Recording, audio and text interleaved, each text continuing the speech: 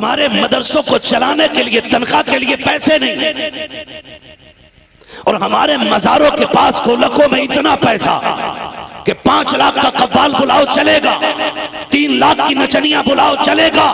खुदा की कसम खा के कहता हूं, मर के देख, 1 लाख कव्वालों को बैठा के कव्वाली कराना, रत्ती भर सवाब नहीं मिलेगा। जितनी ढोलक बजेगी उतनी लठिया चलेगी, जितना साज बजेगा उतना लठ चलेगा। अगर कब्रों को ठंडा करना चाहते हो, ये तुम भी मानते हो, मैं भी मानता हूं, कब्रें ढोलक से ठंडी नहीं, कुरान की तिलावत से ठंडी होती है। खुदा ने दौलत दी है तो तमाशे पे ना लगा, मदरसे पे लगाओ, ताकि हर घर के अंदर एक कुरान का कारी पैदा हो।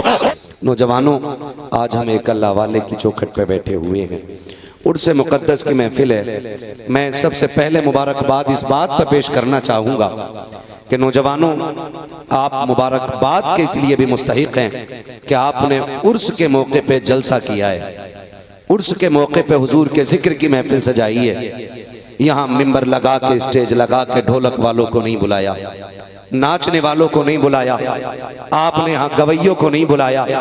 ये महफिल सजा के ऐलान किया है कि हम अल्लाह वालों से प्यार करते हैं, और प्यार करने का मतलब ये नहीं होता कि सिर्फ बिरयानी खाने के लिए बैठे हैं या उनके नाम के जर्दे और हलवे खाने के लिए बैठे हैं, बल्कि प्यार करने का मतलब ये है कि जिस अमल के जरिए अल्लाह वाला बना है, कोशिश रहेगी हम भी वो अमल करें ताकि अल्लाह हमें भी अल्लाह वाला बना दे। आज हमारी कौम का अलमिया ये है कि हम मज़ारों पे जाते हैं, जाके कोई बेटा मांगता है, जाके कोई दौलत मांगता है, जाके कोई शोहरत मांगता है, जाके कोई शिफा मांगता है। मांगो, क्योंकि फरमाया गया जो अल्लाह वालों की जमीन पे दुआएं की जाती हैं वो दुआएं कभी रद्द नहीं की जाती हैं। मांगना चाहिए, लेकिन साथ में ये भी मांगो, अल्लाह जैसे तूने इनको अपना वली बनाया है, हमें भी अपना वली बना ले। ऐसे कितने लोग मानने वाले, कोई नहीं मांगता जा करके। कोई कहता 9 गाड़ियां हो गई हैं, अल्लाह 10 बना दे, 3 मंजिल हो गया, चौथे का लिंटर बाकी है, अल्लाह ये भी डलवा दे। पिछले बार 7 वोटों से हार गया था, 1 से ही जिता देना, लेकिन जिता देना इस बार। ये जाके हद हो जाती है हमारी। लेकिन हम में से कितने लोग ये कहते हैं, अल्लाह जैसे तूने इसे मुत्तकी बनाया था हमें भी मुत्तकी बना दे। हमने ये नहीं मांगा, हम अपनी नफसानी ख्वाहिशात के मुताबिक मांगते रहे।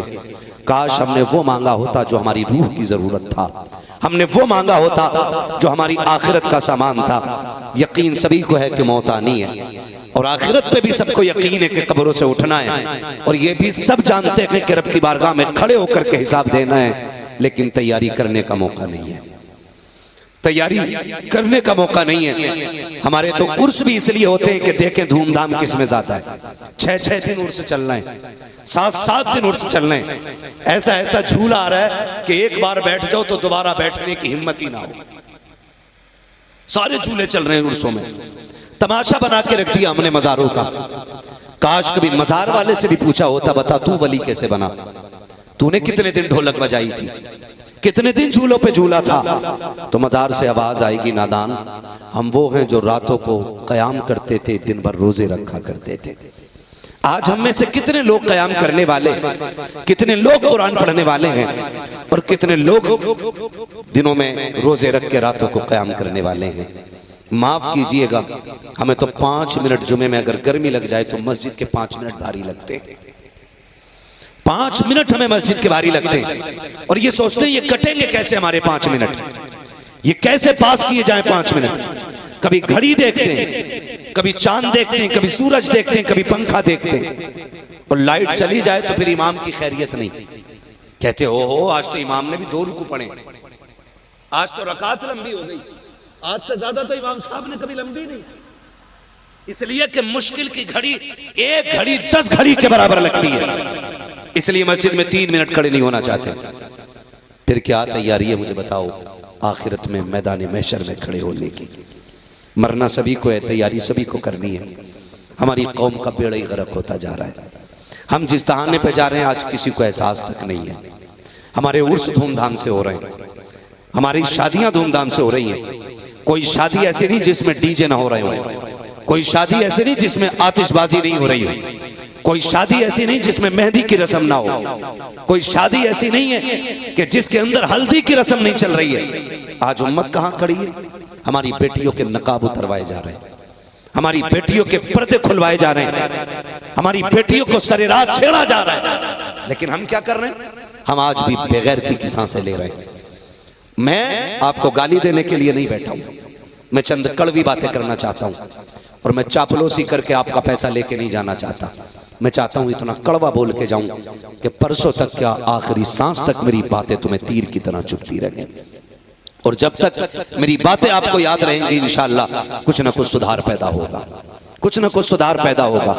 अभी 4 दिन पहले की बात, एक नर्सिंग कॉलेज में पढ़ने वाली हमारी कौम की बेटी, ये लखनऊ की वारदात है, ऑटो में बैठ के घर जाती है, 4 आवारा लफंगे बैठ करके उसे छेड़ते हैं। मैं सलाम करता हूं उस बेटी की गैरत को। जब उस ऑटो को तोड़ाया गया और उसने शोर मचाने की कोशिश की तो 2 बंदों ने मुंह बंद किया उसका। सलाम है उस बेटी की गैरत को कि जो चलती गाड़ी से कूद गई, जिसने मौत को गले लगाना गवारा किया लेकिन इज्जत पे आंच आने देने को गवारा नहीं किया है। ऐसी भी बेटियां हैं कौम के अंदर, और वो भी बेटियां हैं जो नकाब पहनकर गैरों के साथ गाड़ियों पे घूम रही हैं। और हम क्या कर रहे हैं? हमारे सिर्फ यही नारे हैं, मैं अली का मलंग, मैं अली का मलंग। जितने बड़े चरसिए हैं उतना अली का नाम लेकर के नारे लगा रहे हैं, जितने बड़े भांग पीने वाले हैं अपने आप को उतना बड़ा मलंग कहने पे लगे हैं। मैं पूछना चाहता हूँ कि अली का मलंग कहने का हक हर किसी को है। हर कोई अली का मलंग कैसे हो सकता है? किसी शराबी को इजाजत किसने दी है कि वो मेरे मौलाए कायनात का नाम अपनी नापाक जबान से ले? किसी चरस पीने वाले को इजाजत किसने दी है कि मेरे हैदर कल्लार का नाम अपनी नापाक जबान से ले? अली की शान तो ये है, 1000 बार बशोयम लेकिन से मुझको गुलाब उनूस नामे तू गुफ्तन कमाले बेअदबी।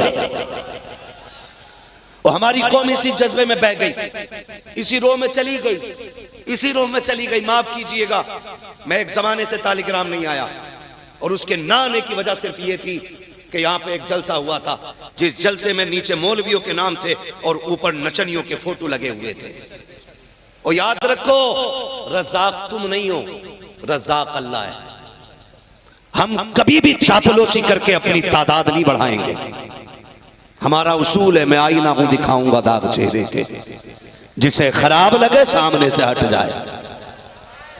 गैरत आनी चाहिए। आज कौम की बेटियों की इज्जतें लूटी जा रही है, और हम यहाँ दूसरी की बेटी को बैठा करके बाजी क्या शेर पड़ा है, यूं पैसे लुटाए जाते हैं। चल मैं मानता हूं तेरे पास दौलत बहुत ज्यादा है, अल्लाह ने तुझे अमीर बनाया है, तुझे पैसे वाला बनाया है, तो नचनियों पे पैसे लगाने वालों, डीजे डांस पे आग लगाने वालों, दौलत में जाओ अपने तालगिराम का जायजा लो। क्या तुम्हारी बस्ती में कोई बेवा नहीं रहती है, या यहाँ पे यतीम का घर नहीं है? कसम खा के कहता हूँ 10 से ज्यादा बच्चियां ऐसी मिल जाएंगी जिनके बाल बुढ़ापे आपकी तरफ जा रहे हो, जिनकी उम्र आज उनके बालों को सफेद करने पे मजबूर हो गई, सिर्फ इसलिए कि या तो बाप नहीं है, अगर है तो इतना पैसा नहीं है कि दामाद खरीद के ला सके। इतनी गुर्बत में बेटियां जिंदगी काट रही है। मुझे बता तो सकी, मजार पे डीजे बजाने वालों, कव्वालियां करके याशी की महफिल गर्म करने वालों, किस मुंह से हुजूर के सामने जाओगे? अगर आका ने एक बेटी का हिसाब मांग लिया कि बता इसके बाल तेरे होते हुए कैसे सफेद हो गए थे, तो ना कोई चौखट बचाएगी, ना कोई पीर बचाएगा, ना कोई मजार बचाएगा। इसलिए कि हुकूकुल इबाद का मसला इतना मुश्किल है। जब हुकूकुल इबाद की बारी आएगी, बड़े बड़े जुब्बे वाले फंसते नजर आएंगे, बड़ी बड़ी पगड़ियां उछल जाएंगी। अल्लाह से डरते रखो। अल्लाह ने दौलत दी है तो नचनियों पे नहीं, गरीब बेटियों पे लगाया करो, यतीमों पे लगाया करो, बेवाओं पे लगाया करो। खुदा की कसम, इधर बेवा मुस्कुराएगी, उधर गुंबदे खजरा में मुस्तफा मुस्कुराने लग जाए। मज़ारों का तमाशा बना दिया, कव्वालियों के नाम पे कौम की गैरत उठा ली गई। देखो सोशल मीडिया पे क्या नहीं चल रहा है, मुकाबले चल रहे हैं, मुकाबले, और ऐसी ऐसी शायरी कि एक गैरतमंद मर्द नहीं सुन सकता है उन्हें।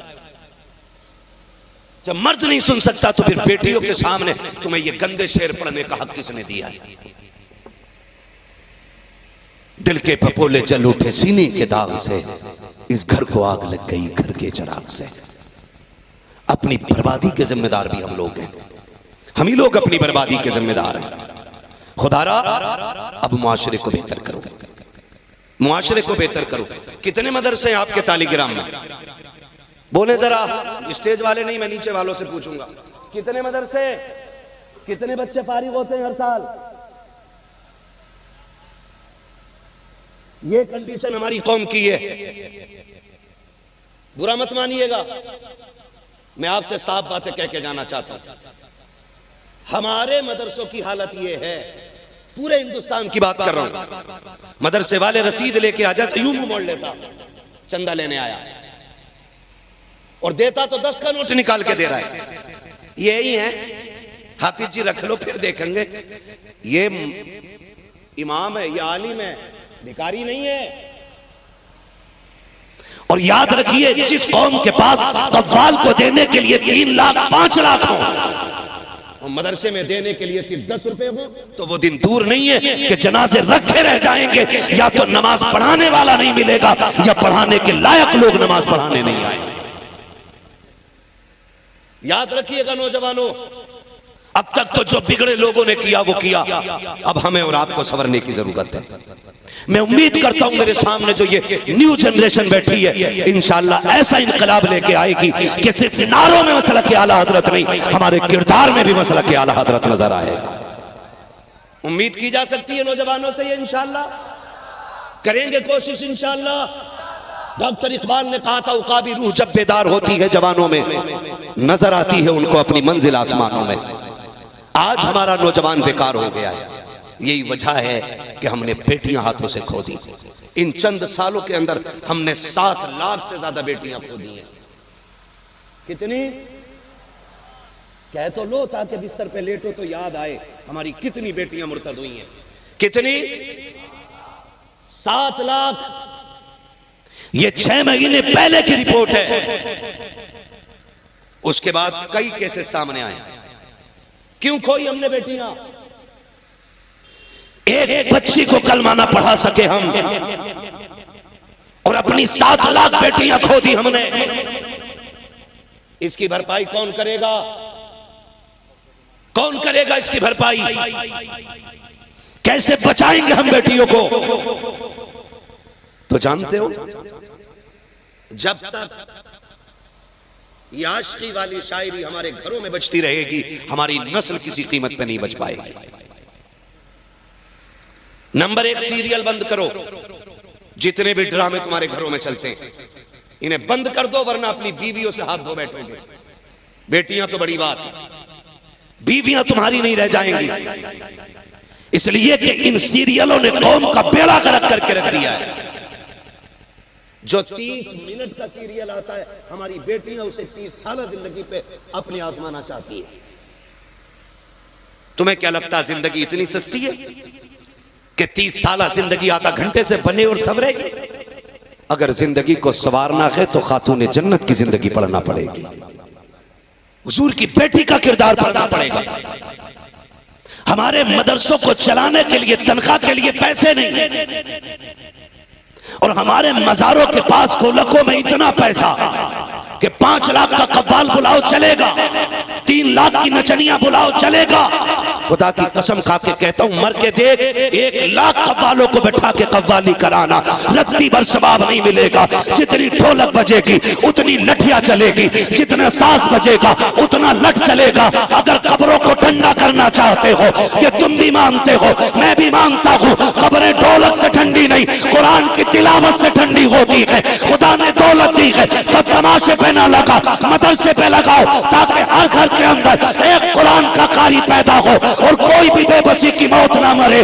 जब इस हाल में दुनिया से जाए कि बेटा कुरान वाला हो, बाप जनाजे में हो, तो फिर बेबसी की मौत लगी, इस शान से जाएगा, उसका कफन कहेगा, रहद में इश्क रुखे शाह का दाग लेके चले, अंधेरी रात सुनी थी, चराग लेके चले, तेरे गुलामों का नक्शे कदम है, रागे खुदा वो क्या भटक सके जो ये सुराग लेके चले।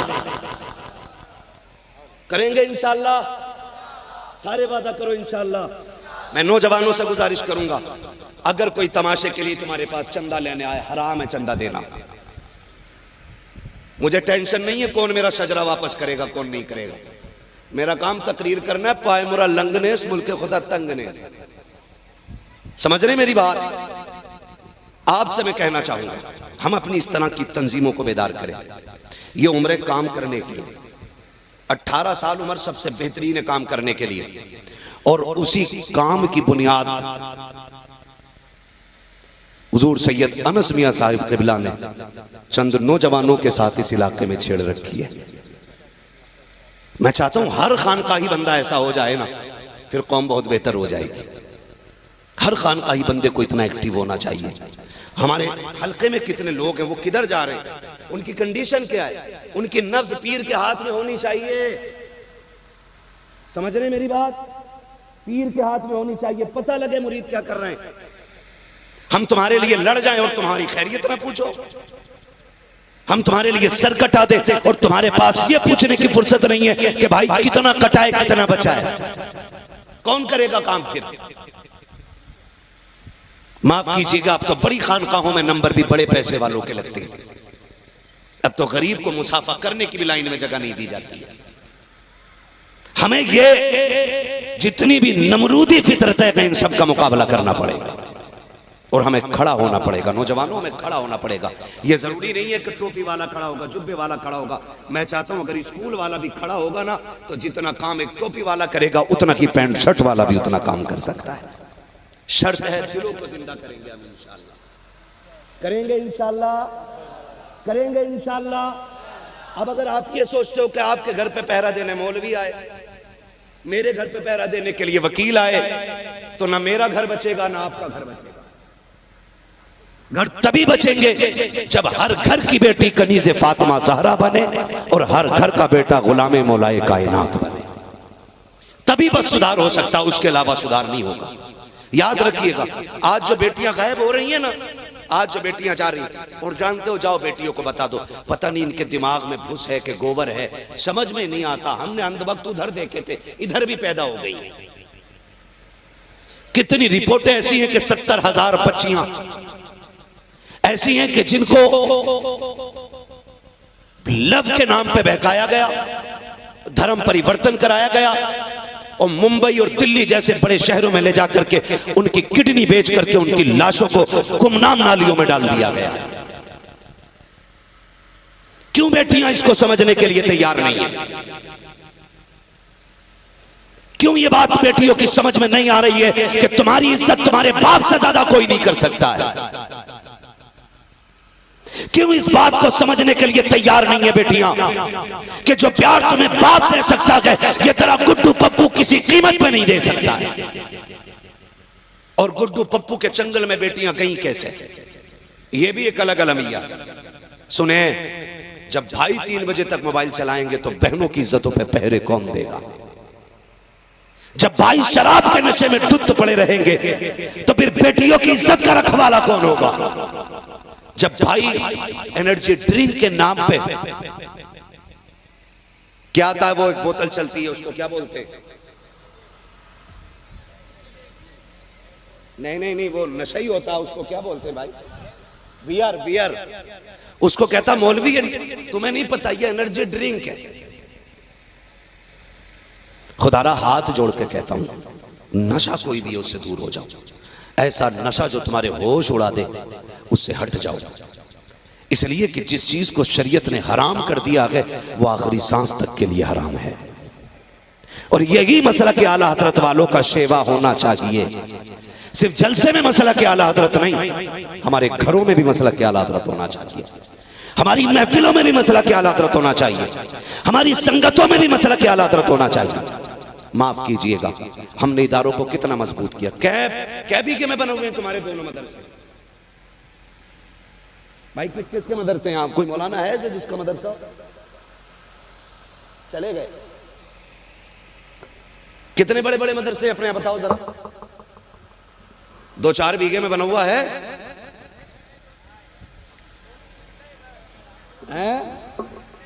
2-3 बीसे में मदरसे और हवेलियां कितने कितनी बड़ी इमारतें खड़ी होती हैं, एक बल्ब फ्यूज हो जाए ना घर का, एक कमरे का, और वो भी नाइट बल्ब, तो 11 बजे फोन करके दुकान खुलवा के बंदा ले आता। लेकिन हुजूर के घर में कब से चिराग नहीं जला, ये किसी को देखने की तौफीक नहीं। और हम मसला के आला हज़रत वाले लोग हैं। खुदारा ये फालतू के जितने खर्चे थे ना हमारे, इन्हें बंद करो और इसी पैसे को उठा करके ना मदरसों पे लगाओ। तालीम इतनी मजबूत कर दो, इतनी मजबूत कर दो कि किसी को किसी से मुनाजरा करने की जरूरत न पड़े। इतना मदरसा उसको पक्का सुन्नी बना दें कि उसे देख करके बदमजहबों के चेहरों के रंग उड़ जाने चाहिए। अपनी तालीमी इदारों को मजबूत करें, अपने मदरसों और मकतबों को मजबूत करो। यह भी एक अलमिया है। बड़े मदरसे वाले आ जाए तो 50,000 का चंदा, और छोटे मकतब वाला आ जाए तो देते जी क्या पढ़ा रहे तुम्हारे एक भी हाफिज जी ना बना अभी तक। यह जवाब दिया जाता है, जबकि बहुत कड़वी बात कह रहा हूं, अल्लाह करे हजम कर लें आप। जितने यहां बैठे ना, जितने यहां बैठे, मैं मिंबर से लेके नीचे तक कह रहा हूं, 90% ऐसे हैं जिनको कलमे छोटे मदरसों ने याद कराए हैं। बताओ, हमने कलमा तभी याद किया था जब यस्सरना अल कुरान में थे। आपने कलमा कभी याद किया बताओ? जब छोटे मदरसे में पढ़ते थे तब ना। अक्सर नमाजें भी तब की याद है जब मुल्ला जी ने याद कराई थी। कलमे भी तभी के याद हैं जब हमें बचपन में हमारे उस्ताद ने याद कराए थे। आज लोग ये कह दिया करते हैं कई सिदारे में तालीम क्या है, सुन ये बुढ़ापे तक जो नमाजें पढ़ रहे हो ये इसी मकतब की देन होती है। ये जो कलमे 5-6 कलमे याद होते हैं ये भी इसी मकतब की देन होती है। ये जो टोपियां उड़ने का ढंग आता है ये भी मकतब की देन होती है। ये जो वुजू करने का सलीका है ये छोटे मदरसों ने सिखाया है। ये जो नमाज पढ़ने का तरीका है ये भी छोटे मदरसों ने सिखाया है। ये भी गुस्ल के जो फराइज हैं ये भी छोटे मदरसों ने सिखाए हैं। इन्हें इतना मजबूत कर दो, इतना मजबूत कर दो कि बुनियाद ऐसी हो जाए कि इस पे फिर इल्म का कुतुब मीनार भी बनता नजर आना चाहिए। करेंगे इंशाअल्लाह ऐसा? मदरसे मजबूत करेंगे या कव्वाली मजबूत करेंगे? हैं? हाँ, मौलवी से हिसाब ले रहा कि भाई 500 रुपए काहे के बढ़ा रहे हो इमाम साहब के? 500 रुपए 7,000 थे, इमाम साहब ने कहा 7.5 कर दो। तो लोग पंचायत में कहते हैं काहे के बढ़ा रहे हो 500 रुपए, काहे के बढ़ा रहे हो 500 रुपए? शर्म करी यार। 5 बार अल्लाह की बारगाह में लेके झुकता है ये, 5 बार रब की बारगाह में लेके जाता है, 5 बार तेरी मुलाकात रब से कराता है, और हम कह रहे काहे के 500 रुपए बढ़ा रहे हो? और पता चले कहते 10,000 मेरी तरफ से ले, फलां आ रहा है कल 20,000 मेरी तरफ से ले। ना करो यार, इसमें बर्बादी के सिवा कुछ नहीं है। काम वो करो जो दुनिया में भी काम आए और आखिरत में भी काम आए, जो दुनिया में भी काम आए और आखिरत में भी काम आए। हम हुजूर का कलमा पढ़ने वाले लोग हैं। हमारी अक्ल सबसे ज्यादा तेज है। सारी कौमों में सबसे ज्यादा अक्लमंद मुसलमान होता है, और सबसे अक्लमंद कौम सबसे बेवकूफ वाली हरकतें कर रही है। सबसे बेवकूफ वाली हरकतें। अंधभक्त हमारे अंदर भी बहुत है। 7 किलोमीटर से 70 गज की चादर ला रहा है। हाँ, जाके देखो, लगेगा हर कदम पे 2 रकात तो पढ़ ही रहा होगा, लेकिन पता चला चलते चलते थक गया तो पौवा मार दिया रास्ते में। हाँ, चादर ला रहा है, एक सजदा नहीं किया पूरे सफर में, पौवा मार दिया। ले चल पीर, ले चल पीर, दे दनादन, चल आ पीर के पास आ। तू भी कुटेगा, तेरा पीर भी कुटेगा।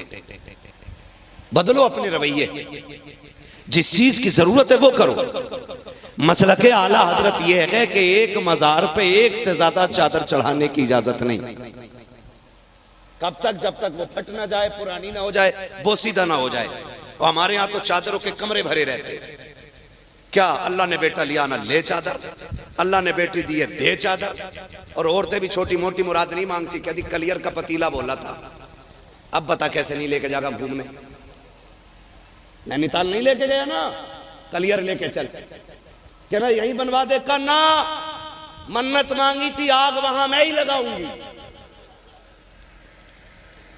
कलियर में नहीं है, घर में आग लगाएगी। नौजवानों गुजारिश है, बेटियों से भी गुजारिश है, ये तेले पतीले, ये चादर, ये बिला जरूरत की मन्नतें मानना ये बंद करो। कनीज़े फातिमा ज़हरा हो, काम ना होता हो फिर मन्नत ऐसे मानो जैसे सैयदा कायनात माना करती थी। अल्लाह मेरे बेटों को शिफा दे दे, तेरी बारगाह में 10 रकात नमाज अदा करूंगी। मेरे बच्चों को शिफा दे दे, तेरे लिए 3 रोजे रखूंगी। मेरे बच्चों को शिफा दे दे, तेरे लिए कुरान की तिलावत करूंगी। खुदा की कसम खा के कहता हूँ बेटियों, ये नजरें मानना शुरू कर दो, खुदा की रहमतें तुम्हारे घर में उतरना शुरू कर दे।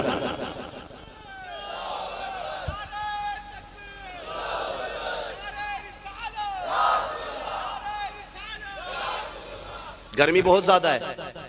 हुजूर सैयद साहब क़िबला तशरीफ फरमा, हजरत की भी गुफ्तगू सुननी और मुझे भी बहुत लंबा सफर करना है। बस मैं चाहता हूं अपनी गुफ्तगू को समेटूं। फरमाया गया या अय्युहल्लज़ीना आमनू उदखुलू फ़िस्सिल्मि काफ़ा, ए ईमान वालों पूरे पूरे इस्लाम में दाखिल हो। तो नौजवानों हमें पूरा पूरा इस्लाम में दाखिल होना है। कोशिश ये करनी है कि हमारा किरदार भी आला हजरत वाला हो और हमारे अक़वाल भी आला हजरत वाले होने चाहिए। नौजवानों से गुजारिश करके जाऊंगा, ये जलसा कराने वाले कितने लोग हैं? कोई है यहाँ जिन्होंने जलसे में ताउन किया, कमेटी के लोग हों या मेंबरान हो? हैं लोग यहाँ पे बैठे? किधर? कई बार ऐसा होता है ना कि मेजबान लोग, आओ भाई आ गया उधर, किधर है बंदे?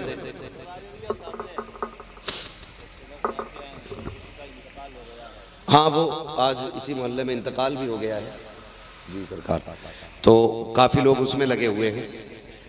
भैया वहीं खड़े हो जाओ जरा सामने, कितने लोग इधर खड़े हो जाओ, बाबू खड़े हो, काय थक गए यार, जवानी है मेरे भाई। हाँ ये बाकी लोग मेरे ख्याल से उधर मैयत जिधर हुई है कुछ लोग उधर भी होंगे।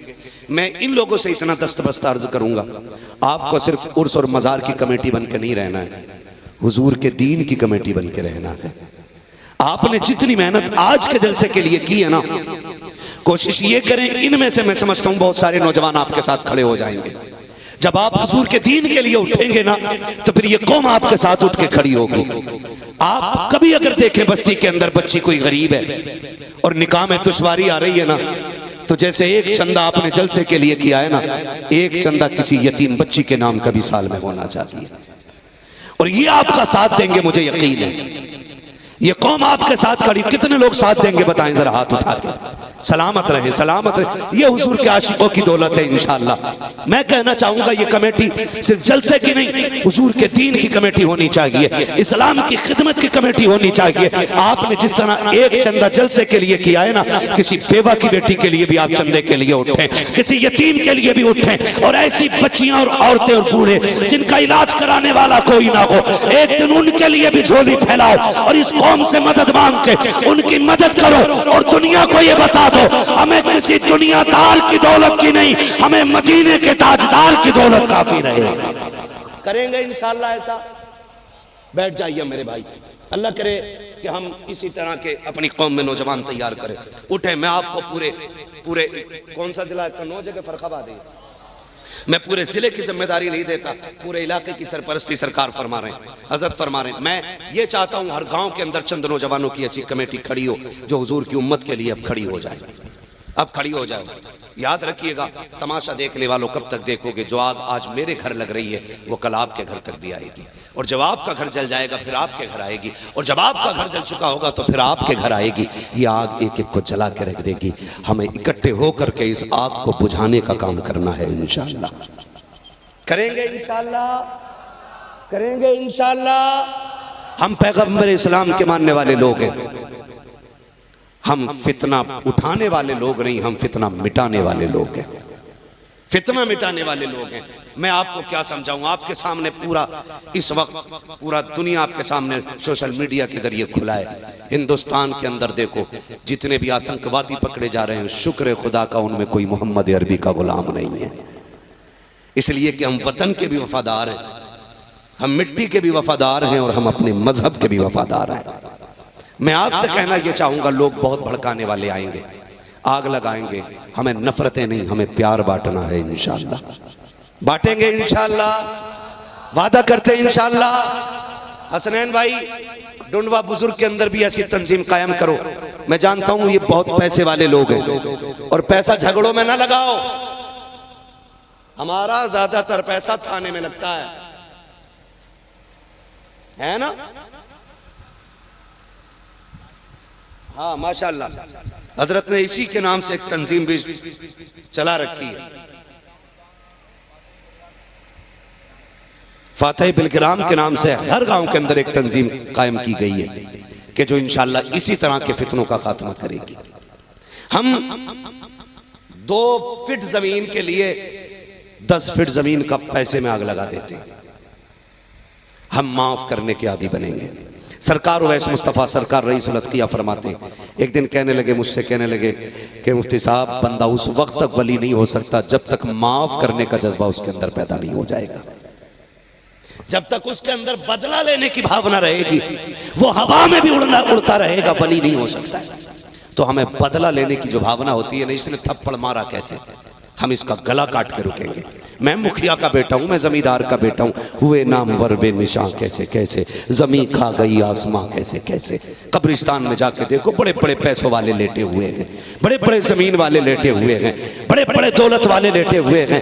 आज नाम लेने वाला भी कोई नहीं है। और जाओ मजार पे जाके देखो, मैंने देखा ईंटें बोसीदा हो गई हैं, छोटी ईंटों की बनी हुई मजार है, दीवारें गल गई हैं, लेकिन क्या वजह है? आज भी नौउम्र जवान यहाँ बैठे हुए हैं, बिस्तर छोड़ के बैठे हैं, परिवार छोड़ के बैठे हैं, घर में ताले लगा के बैठे हैं। वजह क्या है?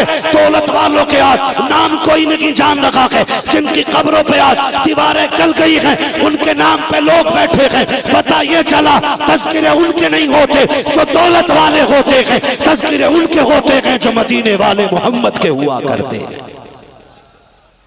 इसलिए हमें हुजूर का होना है, हमें हुजूर का होना है। झगड़ा वादा करो, झगड़ा जो नहीं बोल रहा देखो तो सही करवट में, फिर 1-2 महीना इंतजार करना। इसने मैंड तो नहीं लौट दी किसी की,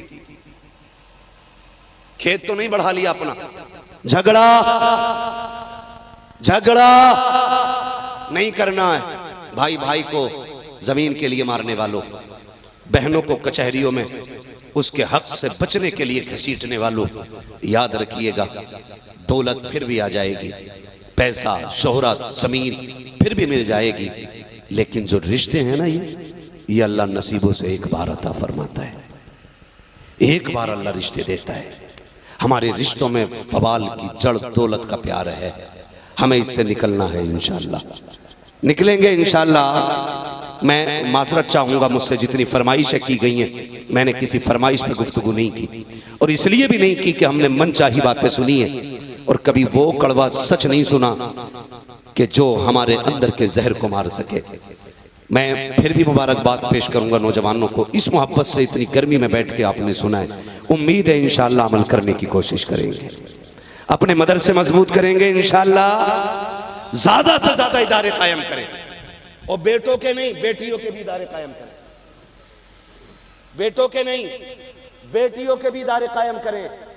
बच्चियों की तालीम के लिए दरसगाहें खोलें, बच्चियों को भी पढ़ाएं। ये सोच के बच्चियों को पीछे रख देते, अरे यार बेटी तो पराया धन है, इसे पढ़ा के क्या मिलेगा, लल्ला को पढ़ा लो, 2-4 लाख कमाएगा, फिर मौज अपनी भी आएगी। ये नहीं पता लल्ला जितनी दौलत वाला होगा उतनी ज्यादा तेरी तरफ मुंह फेर के चलेगा।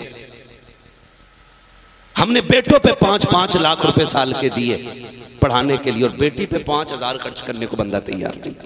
क्यों? एक ख्याल रहता है, अरे क्या करेंगे पढ़ा के, ये तो पराए घर जानी है, हमें क्या फायदा इसे पढ़ा के। सुन, एक मोटी सी बात बता दूं, मैं भी बेटा हूं, आप भी बेटे हैं, मैं भी कुरान पढ़ता हूं, आप भी कभी कभार तो कुरान खोलते ही होंगे, लेकिन सच बताना, हम जितना कुरान पढ़ते पढ़ते पढ़ते पढ़ते, जब पढ़ लिया यूं बंद करा, चूमा, सर पे रखा, अलमारी में रख दिया, बात खत्म। लेकिन इसके बरक्स बेटियां ससुराल वाली हो जाएं, पोतों वाली हो जाएं, देवतों वाली हो जाएं, और उस उम्र में भी ये कुरान खोल के बैठे। जब सूरह यासीन पढ़ के उठती है ना, तो चूम के बंद नहीं करती, ख्याल आता है, या अल्लाह इस कुरान को पढ़ाने के लिए मेरे बाप ने बड़ी मेहनतें की थी, मालिक जो मैंने पढ़ा है ना, इस कुरान का सवाब मेरी बाप की रूह को अता फरमा दे। ये बेटियां होती हैं कि आपके किए हुए एहसान को कभी भूला नहीं करती, आप कैसे कहते हो कि नाम रोशन सिर्फ बेटा करेगा? आप कैसे कहते हो कि बेटियां जब रिश्ता हो जाता है पराए घर की हो जाती हैं तो रिश्ते टूट जाते हैं? गलत सोचते हो आप, गलत सोचते हो आप। बेटियों को पढ़ा के तो देखो, खुदा की कसम, जब बेटी जिस घर में भी जाके रहेगी ये शोहर का नाम रोशन नहीं करेगी, बेटों का नाम रोशन नहीं करेगी। कहा किस गांव की बच्ची है? कहा तालीग्राम की। कहा इसका बाप कौन है? कहा फला। कहा क्यों पूछा तुमने? कहा मैं सोच रहा हूं अगर बेटी इतनी हया वाली है तो फिर बाप कितना दीन वाला रहा होगा। आपसे किसने कह दिया कि बेटियां नाम रोशन नहीं करेंगी, बेटियां पराए घर की हो जाएंगी? और अगला सवाल मेरा सारे बेटों से है, सारे बेटों से अगला सवाल है। हम पूरी जिंदगी ये बात कहते रहे बेटियां पराए घर की हैं, पराए घर की हैं। बेटियों का अपना घर कौन सा है? यहां गिलास टूटा तो अम्मा ने ताना दिया फटाक से, पराए घर जाएगी कैसे काम करेगी? वो जिस जमीन पे पैदा हुई उस जमीन पे अजनबी हो गई। ससुराल में गिलास टूटा तो सास ने ताना दे दिया, पराए घर से आई है ना, तुझे क्या पता, तुझे तो हराम का लग रहा होगा सब। ये यहां वाले इसे पराया कहते रहे, वहां वाले भी इसे पराया कहते रहे। इसको अपना किसने कहा? तो आज के दौर को देखते हुए कहता हूं, बेटी को अपना अगर कहा है तो मेरे नबी ने कहा है। और या वो कहते हैं जो बेटी मुस्तफा जाने रहमत की सुन्नत समझ के पालते हैं। हम कहते हैं क्यों पढ़ाएं बेटियों को? क्या जरूरत है बेटियों को पढ़ाने की? 3 बेटियों को मैं जानता हूं। आप बेटों पे 5 लाख इसलिए लगाते हो कि ये बुढ़ापे का सहारा बनेगा, कमजोरी के दौर का साथी बनेगा। मैं जानता हूं आप बेटों को इसलिए पढ़ाना चाहते हो कि इसकी वजह से घर के खर्चे चलते रहेंगे, ये कमजोरी में काम आएगा। याद रखिएगा, अगर बेटे तुम्हारे बुढ़ापे का सहारा होते हैं तो बेटियां आखिरत का सहारा होती हैं। आका करीम फरमाते हैं कि जो बेटियों को पाले पोसे इज्जत से रुखसत कर दे, अल्लाह उसके और जहन्नम के बीच में 500 साल का फासला पैदा कर देगा। खुदा की कसम, ये बेटे होते हैं जो तेरी दुनिया बनाते हैं और ये बेटियां होती हैं जो तेरी आखिरत बना दिया करती।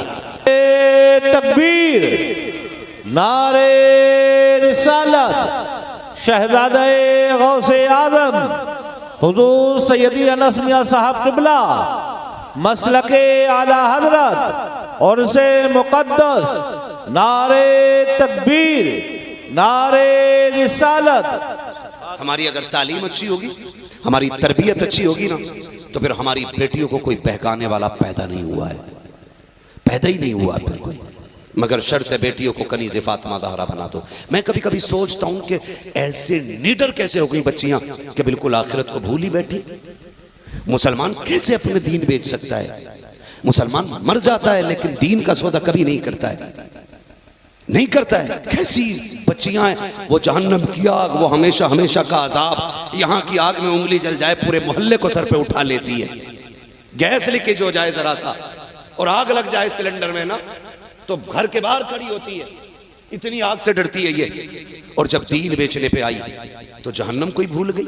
और जहन्नम का अजाब अल्लाह की पनाह फरमाया गया, अगर जहन्नम से बंदे को निकाल के दुनिया की आग में लिटा दो तो ऐसे सोएगा जैसे एसी में सो रहा है। इतनी खतरनाक आग जहन्नम की है। हमारी बेटियों ने वो भुला दिया, बिल्कुल भूल गई। क्यों? क्योंकि हमने अपनी बच्ची को दोज़ख का सबक पढ़ाया ही नहीं था कि दोज़ख चीज क्या है।